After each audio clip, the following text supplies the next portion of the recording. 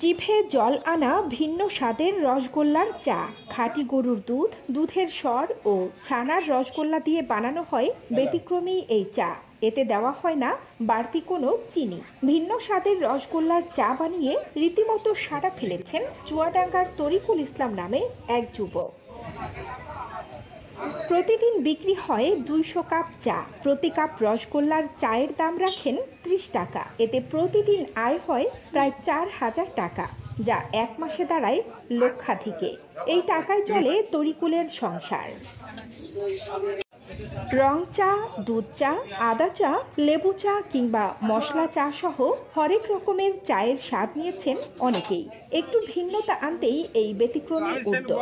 দুধ ও রসগোল্লায় তৈরি এ চা দেখে যে কারো জিভে জল আসবে, কেননা এর উপকরণ আর বানানোর পদ্ধতি এর স্বাদে দিয়েছে ভিন্নতা। চা আর রসগোল্লা বাঙালির পছন্দের দুটি খাবার, আর দুটো স্বাদই একসঙ্গে পাওয়া যায় এ চায়ে। এরই মধ্যে রসগোল্লা চায়ের খ্যাতি ছড়িয়েছে এলাকা জুড়ে। ভিন্ন স্বাদের এ চায়ের স্বাদ নিতে ভিড় করছেন অনেকেই। তাই তো বিকেল হলেই শুরু হয় চা তৈরির কর্মযজ্ঞ।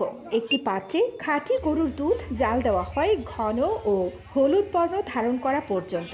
ঘন দুধের ওপর জমতে থাকে স্বর। তারপর কাপে দেওয়া হয় আগে থেকে তৈরি ছানার রসগোল্লা। এর সাথে দুধ, স্বর ও চায়ের লিকার মিশিয়ে তৈরি হয় ভিন্ন স্বাদের রসগোল্লা চা। ভিন্ন স্বাদের এই রসগোল্লার চা খেতে বিকেল থেকে রাত পর্যন্ত ভিড় করছেন অনেকেই। শুধু চুয়াডাঙ্গা নয়, কুষ্টিয়া, মেহেরপুর সহ আশপাশের জেলার মানুষও আসছেন এই চা খেতে। দীর্ঘ ২ বছর ধরে চা তৈরি করে আসছেন তরিকুল ইসলাম। প্রথমে ভিন্ন স্বাদের রসগোল্লার চা তৈরি করে আশপাশের দোকানিদের খাওয়ান তরিকুল।